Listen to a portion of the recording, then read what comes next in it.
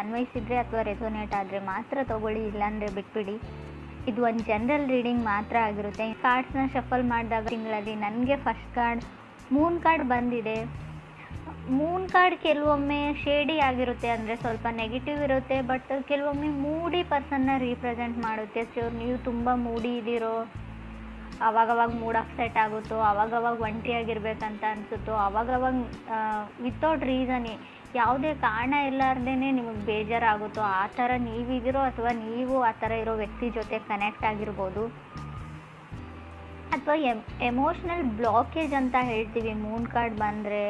So may be single parent ಇರ್ಬೋದು, ಅಥವಾ ನಿಮ್ಗೆ ಈಗಾಗಲೇ ಒಂದು ಸಣ್ಣ ಮಗು ಇರ್ಬೋದು ಅಂತ ಹೇಳುತ್ತೆ. ಸೊ ತುಂಬ ಸ್ಟ್ರಗಲ್ನ ಹೇಳ್ತೀನಿ. ಅಗ್ರೆಷನ್, ತುಂಬ ಕೋಪ ಬರ್ತಾ ಇದೆ ನಿಮಗೂ ನಿಮ್ಮ ಪಾರ್ಟ್ನರ್ಗೂ. ಟೆನ್ಷನ್ ಹೇಳ್ತೀನಿ. ಏನೋ ಯಾವುದಕ್ಕೋ ನಾನು ಖುಷಿಯಾಗಿರ್ತೀನ ಮುಂದೇನಾದರೂ ಅಥವಾ ಇಲ್ವಾ, ನನ್ನ ಲೈಫ್ ಇಷ್ಟೇ ನಾನು ಕೆಲವೊಂದು ಥಾಟ್ಸ್ ನಿಮಗೆ ಬರ್ತಾ ಇದೆ. ಮೂನ್ ಕಾರ್ಡ್ ಕೆಲವೊಮ್ಮೆ ಪಾಸ್ಟ್ನ, ಅಂದರೆ ಕಳೆದೋಗಿರೋ ಮೆಮೊರೀಸ್ ಆಗಿರ್ಬೋದು, ಅಥವಾ ಹಿಂದೆ ಇರೋ ಪರ್ಸನ್ನ ಕೂಡ ನಿಮ್ಮ ಫ್ಯೂಚರಲ್ಲಿ ತಂದು ನಿಲ್ಲಿಸುತ್ತೆ ಅಂತ ಹೇಳ್ಬೋದು. ಪಾಸ್ಟ್ ಪರ್ಸನ್ನ, ಪಾಸ್ಟ್ ಲೈಫ್ನ. ಮೇ ಬಿ ಫೈನಾನ್ಷಿಯಲಿ ನೀವೇನಾದರೂ ಬಿಲ್ಡ್ ಮಾಡಬೇಕು ಅಂತ ಅಂದ್ಕೊಂಡಿದ್ರೆ ಬರೋ 2.5 years ನಿಮಗೆ ತುಂಬ ಒಳ್ಳೆಯದು, ಸ್ಟೆಬಲ್ ಆಗೋಕ್ಕೆ ಅಂತ ಹೇಳುತ್ತೆ. ಹೈಯರ್ ಸ್ಟಡೀಸ್ಗೂ ಕೂಡ ತುಂಬ ಒಳ್ಳೆಯದು. ಬಟ್ ನಿಮ್ಮ ಹತ್ರ ಡಿಸೈರ್ ಇದೆ, ಅದು ನೀವು ಅದನ್ನು ಮಾಡಬಹುದು. ಸ್ವಲ್ಪ ನಿಮ್ಮ ಫೀಲಿಂಗ್ಸ್ನ ಯಾವಾಗಲೂ ಸಡನ್ನಾಗಿ ಎಮೋಷ್ನಲ್ ಆಗಬೇಡಿ ಅಂತಲೇ ಕಾರ್ಡ್ ಹೇಳ್ತಾ ಇದೆ. ಸೆಕೆಂಡ್ ಕಾರ್ಡ್ ನನಗೆ ಮೇ ಬಿ ನೀವು ಕಟಕ್ ರಾಶಿಯವ್ರ ಜೊತೆ ಕನೆಕ್ಟ್ ಆಗಿದ್ರೂ ಕೂಡ ಮೂನ್ ಕಾರ್ಡ್ ಬಂದಿರುತ್ತೆ. ಸೆಕೆಂಡ್ ಕಾರ್ಡ್ ನನಗೆ 6 of Wands ಬಂದಿದೆ. 6 of Wands ಬಂದಿರೋದ್ರಿಂದ ಸೊ ಮೇ ಬಿ ನಾನು ನಿಮಗೆ ತುಂಬ ಏನು ಹೇಳ್ತೀನಿ, ಟ್ರಾನ್ಸ್ಫರ್ಮೇಷನ್ ಅಂತ ಹೇಳ್ತೀನಿ. ಸ್ಟ್ರಗಲ್ ಇರ್ಬೋದು ಮೂನ್ ಕಾರ್ಡಿಂದ. ಸೊ ಮನಸ್ಸಿಗೆ ಸಂಬಂಧಪಟ್ಟಿರೋ ಸ್ಟ್ರಗಲ್ ಆಗಿದೆ. 6 of Wands ಇರೋದ್ರಿಂದ ನಾನು ಗ್ರೀನ್ ಲೈಟ್ ಹೇಳ್ತೀನಿ. ಸೊ ನೀವೇನು ಮಾಡ್ತಾ ಇದ್ದೀರಾ, ಸಮಥಿಂಗ್ ನೀವೇನಾದರೂ ಬಿಲ್ಡ್ ಮಾಡ್ತಾ ಇದ್ದರೆ ಕ್ರಿಯೇಟಿವ್ಲಿ, ನೀವು ಕನೆಕ್ಟ್ ಆಗಿರೋ ಪರ್ಸನ್ ಕೂಡ ಆಗಿರ್ಬೋದು. ಇದು ಕಂಟಿನ್ಯೂ ಮಾಡಿ ಅಂತ ಕಾರ್ಡ್ ಹೇಳ್ತಾ ಇದೆ. ಥರ್ಡ್ ಕಾರ್ಡ್ ನನಗೆ ಸ್ಟಾರ್ ಕಾರ್ಡ್ ಬಂದಿದೆ. ತುಂಬ ಹೋಪ್ ಇದೆ. ಕೆಲವೊಮ್ಮೆ ಸ್ಟಾರ್ ಕಾರ್ಡ್ ಬಂದರೆ ಮೇ ಬಿ ನೀವು ಕುಂಭ ಅಥವಾ ಕನ್ಯಾ ರಾಶಿಯವ್ರ ಜೊತೆ ಕನೆಕ್ಟ್ ಆಗಿರ್ಬೋದು. ಹೋಪ್ ಇದೆ. ಸ್ಟಾರ್ ಕಾರ್ಡ್ ನೀವು ಏನೇ ಮಾಡಿ ಖಂಡಿತವಾಗ್ಲೂ ಹೋಪ್ನ ಇಟ್ಕೊಳ್ಳಿ ಅಂತ ಹೇಳುತ್ತೆ. ಖಂಡಿತ ಕೆಲಸ ಆಗುತ್ತೆ ಅಂತ ಹೇಳುತ್ತೆ. ಕೆಲವ್ರಿಗೆ ಎಲ್ಗೋ ಟ್ರಾವೆಲ್ ಮಾಡಬೇಕಾಗಿದೆ ನೀವು ಅಥವಾ ನಿಮ್ಮ ಪಾರ್ಟ್ನರು. ಸೊ ನಿಮ್ಮ ಪಾರ್ಟ್ನರ್ಗೋಸ್ಕರ ನೀವು ಪ್ರೇ ಮಾಡ್ತಾ ಇದ್ದೀರೋ, ನಿಮಗೋಸ್ಕರ ನಿಮ್ಮ ಪಾರ್ಟ್ನರು. ಅಥವಾ ಕೆಲವ್ರಿಗೆ ತುಂಬ ಹ್ಯಾಪಿನೆಸ್ ಇದೆ, ನಮ್ಮ ಖುಷಿ ಹೀಗೆ ಇರಲಿ ಅಂತ ದೇವ್ರ ಹತ್ರ ಪ್ರೇ ಮಾಡ್ಕೊಳ್ತಾ ಇರ್ಬೋದು. ಸೊ ನಮ್ಮ ಜೋಡಿ ಮೇಲೆ ಯಾರದೇ ದೃಷ್ಟಿ ಆಗದೆ ಇರಲಿ, ನಾನು ಕೊಟ್ಟಿರೋದು ನನ್ನ ಹತ್ರನೇ ಇರಲಿ ಯೂನಿವರ್ಸ್ಗೆ. ಸೊ ದೇವರಿಗೆ ಈ ಥರ ಕೇಳ್ಕೊಳ್ತಾ ಇರ್ಬೋದು ಅಂತ ಕೂಡ ಕಾರ್ಡ್ ಹೇಳುತ್ತೆ. ಫೋರ್ತ್ ಕಾರ್ಡ್ ನನಗೆ ನೈಟ್ ಆಫ್ ಸೋರ್ಡ್ಸ್ ಬಂದಿದೆ. ಸೊ ಯಾರು ತುಂಬ ಗಡಿಬಿಡಿಯಲ್ಲಿದ್ದಾರೆ, ರಶಲ್ಲಿದ್ದಾರೆ ನಿಮ್ಮ ಜೊತೆ ಮಾತಾಡೋಕ್ಕೆ, ಕಮ್ಯುನಿಕೇಟ್ ಮಾಡೋಕ್ಕೆ. ಸೊ ನೀವು ರೆಸ್ಪಾಂಡ್ ಮಾಡ್ತಾ ಇಲ್ಲ ರೈಟ್ ಅವೇ ಅಂತ ಅವ್ರಿಗೆ ಅನ್ನಿಸ್ತಾ ಇದೆ. ಅವ್ರು ತುಂಬ ರಶಲ್ಲಿದ್ದಾರೆ, ನೀವು ತುಂಬ ಸ್ಲೋ ಮೋಷನು. ಸೊ ಸ್ವಲ್ಪ ಎಲ್ಲೋ ಅವ್ರಿಗೆ ಕ್ಲ್ಯಾಶಸ್ ಅಂತ ಹೇಳ್ಬೋದು. ಅವ್ರ ಮನಸ್ಸಲ್ಲೇ ಯೋಚನೆ ಮಾಡ್ತಾರೆ, ಮೂನ್ ಕಾರ್ಡ್ ಇರೋದ್ರಿಂದ ನಾನೇ ಅವ್ರ ಹಿಂದೆ ಹೋಗ್ತಾ ಇದ್ದೀನ, ಅವ್ರಿಗೆ ನಾನೇ ಇರಿಟೇಟ್ ಮಾಡ್ತಾ ಇದ್ದೀನ, ಅವ್ರಿಗೆ ನಾನು ಇಷ್ಟನೋ ಇಲ್ವೋ ಅಂತ ನೀವು ಅಥವಾ ಅದರ್ ಪರ್ಸನ್ ತುಂಬ ಯೋಚನೆ ಮಾಡ್ತಾ ಇದ್ದೀರಾ. ಮೂನ್ ಕಾರ್ಡ್ ಓವರ್ ಥಿಂಕಿಂಗ್ನ ಕೂಡ ರೀಪ್ರೆಸೆಂಟ್ ಮಾಡುತ್ತೆ, ಹುಷಾರಾಗಿರಿ. ಫಿಫ್ತ್ ಕಾರ್ಡ್ ನನಗೆ 7 of Swords ಬಂದಿದೆ. ತುಂಬ ಚಾಲೆಂಜ್ ಅಂತ ಅನಿಸೋ ಪರ್ಸನ್ ಜೊತೆ ನೀವು ಕನೆಕ್ಟ್ ಆಗಿದ್ದೀರೋ ಅಥವಾ ನೀವೇ ತುಂಬ ಕಾಂಪ್ಲಿಕೇಟೆಡ್ ಆಗಿದ್ದೀರೋ ಅಂತ ಕಾರ್ಡ್ ಹೇಳುತ್ತೆ. ಸೊ ಟ್ರಸ್ಟ್ ಇಶ್ಯೂಸ್ ಅಂತ ಹೇಳ್ಬೋದು. ನಂಬಿಕೆ ಪ್ರಶ್ನೆ ಇದೆ, ಆ ವ್ಯಕ್ತಿನ ನಂಬೋದಾ ಇಲ್ವಾ ಅಂತ. ಕ್ರಾಸ್ ವಾಚರ್ಸ್ಗೂ ಅಷ್ಟೇ, ಅದರ್ ಪರ್ಸನ್ಗೂ ಅಷ್ಟೇ, ನಾನು ನಂಬೋದಾ ಅಥವಾ ಇಲ್ವಾ. ಸೊ ನಂಬಿಕೆ ಬರ್ತಾ ಇಲ್ಲ ಅಂತ ಹೇಳ್ಬೋದು. ಸೊ ಮೇ ಬಿ ಈ ಥರ ಹೇಳ್ತಾ ಇದ್ದೀನಿ ಅಂತ ಅಂದ್ಕೊಳ್ಬೇಡಿ. 7 of Swords ಇರೋದ್ರಿಂದ ಆಲ್ರೆಡಿ ನೀವು ಕಮಿಟ್ ಆಗಿದ್ರೋ, ರಿಲೇಷನ್ಶಿಪ್ಪಲ್ಲಿದ್ರೋ, ನಿಮ್ಮ ಪಾರ್ಟ್ನರ್ನ ನಿಮ್ಮ ಬೆಸ್ಟ್ ಫ್ರೆಂಡ್, ಸೊ ಯಾವ ಥರ ಹೇಳಿ, ನಿಮ್ಮ ಬೆಸ್ಟ್ ಫ್ರೆಂಡ್ ಕಿತ್ಕೊಂಡು ಹೋದ್ರು ಅಂತ ಹೇಳಲ್ಲ, ಅಥವಾ ಬೆಸ್ಟ್ ಫ್ರೆಂಡ್ ಜೊತೆನೇ ಅವ್ರು ಕನೆಕ್ಟ್ ಆಗಿದ್ದಾರೆ ನಿಮ್ಗೆ ತಿಳಿದೇ ಇರೋ ಹಾಗೆ ಅಂತ ಹೇಳ, ನೀವೇನಾದರೂ ಅಂದ್ಕೊಳ್ಳಿ. ಬಟ್ 7 of Swords ಇರೋದ್ರಿಂದ ಥರ್ಡ್ ಪರ್ಸನ್ ಖಂಡಿತ ಇದ್ದಾರೆ. ಆ ಪರ್ಸನ್ ನಿಮಗೂ ಗೊತ್ತು, ನಿಮ್ಮ ಫ್ರೆಂಡೇ ಆಗಿರ್ಬೋದು, ನಿಮಗೆ ಗೊತ್ತಿರೋ ವ್ಯಕ್ತಿ ಆಗಿರ್ಬೋದು. ಬಟ್ ಅವರು ನಿಮ್ಮ ಅದರ್ ಪರ್ಸನ್ ಅಥವಾ ಪಾರ್ಟ್ನರ್ ಜೊತೆ ಕನೆಕ್ಟ್ ಆಗಿದ್ದಾರೆ ಅಂತ ಹೇಳ್ಬೋದು. ಅದು ಆ ಥರ ಮಾಡಿರ್ಬೋದು, ಯಾರ್ದೋ ಬಾಯ್ ಫ್ರೆಂಡ್ ಅಥವಾ ಗರ್ಲ್ ಫ್ರೆಂಡ್ನ. ಸೊ ಮೇ ಬಿ ನೀವು ಸ್ಟೋಲ್ ಮಾಡಿರ್ಬೋದು ಅಂತ ಹೇಳುತ್ತೆ.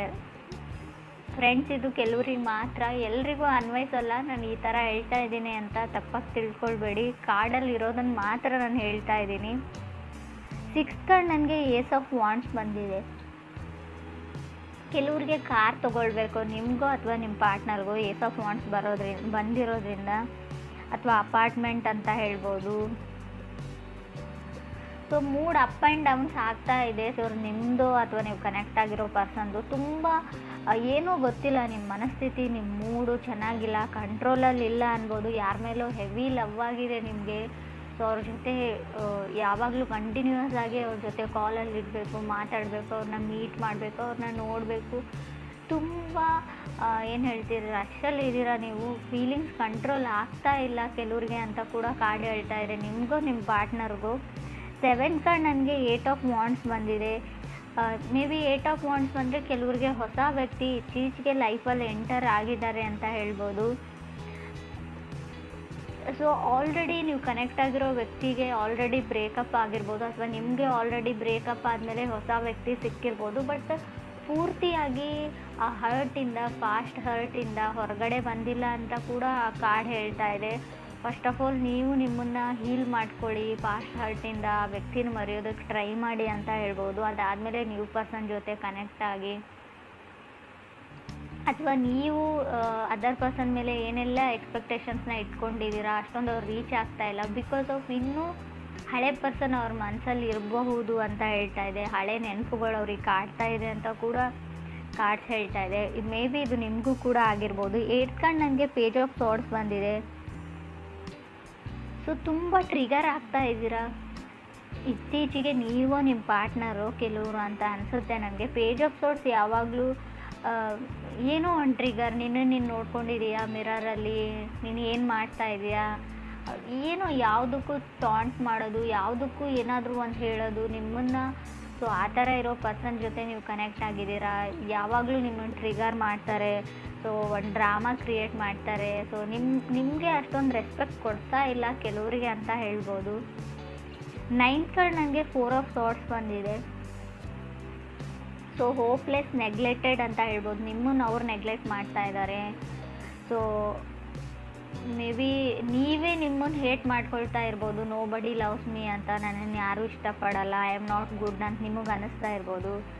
ಸೊ ಯಾವತ್ತಿಗೂ ನಾನು ಏನು ಅಂದ್ಕೊಂಡಿರ್ತೀನಿ, ನನಗೇನು ಬೇಕಾಗಿರುತ್ತೆ ಅದು ಸಿಗಲ್ಲ ಅನ್ನೋ ನೆಗೆಟಿವ್ ಥಾಟ್ಸ್ ಇದ್ದರೂ ಕೂಡ 4 ಆಫ್ ಸಾರ್ಡ್ಸ್ ಬರುತ್ತೆ ನಿಮಗೂ ಅಥವಾ ನೀವು ಕನೆಕ್ಟ್ ಆಗಿರೋ ಪರ್ಸನ್ಗೂ.